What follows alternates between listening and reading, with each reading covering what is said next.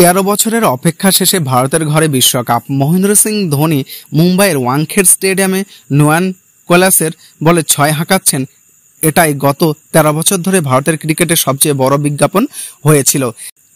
একটা বিশ্বকাপের জন্য এরপর থেকে হন্য হয়ে ঘুরছে টিম ইন্ডিয়া, কিন্তু আসেনি।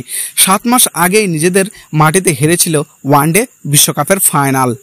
সেই আক্ষেপ মিটল নিজ থেকে বহুদূরের মাটিতে। ক্যারিবিয়ান দ্বীপপুঞ্জে বার্বাডোসের কড়া রোদের নিচে আরেকবার বিশ্ব চ্যাম্পিয়ন ভারত। 17 বছর আগে টি-20 বিশ্বকাপের প্রথম আসরে শিরোপা ঘরে তুলেছিল ম্যান ইন ব্লুরা। সেটা দিয়েই শিরোপার পথে নেমেছিল ধোনির ভারত। লম্বা অপেক্ষা শেষে আবারও সেই টি-20 বিশ্বকাপ দিয়ে শিরোপার পাখনা ঘুরালো দলটি।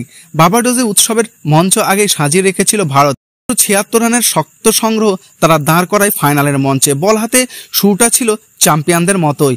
মাঝে কুইন্টন ডিকক আর হেনরিক ক্লাসেন দাঁড়ালেন দেয়াল হয়ে। এমনকি দক্ষিণ আফ্রিকার জয়টাও ছিল সময়ের ব্যাপার।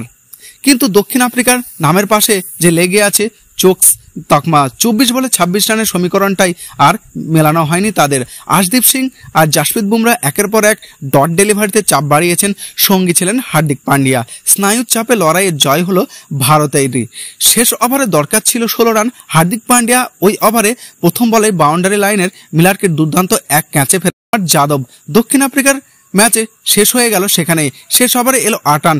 ব্যর্থ হলো হেনরিক ক্লাসেনের 27 বলে 54 রানের দুর্দান্ত সেই ইনিংস। 7 রানের জয়ে বিশ্বকাপের নতুন চ্যাম্পিয়ন ভারত।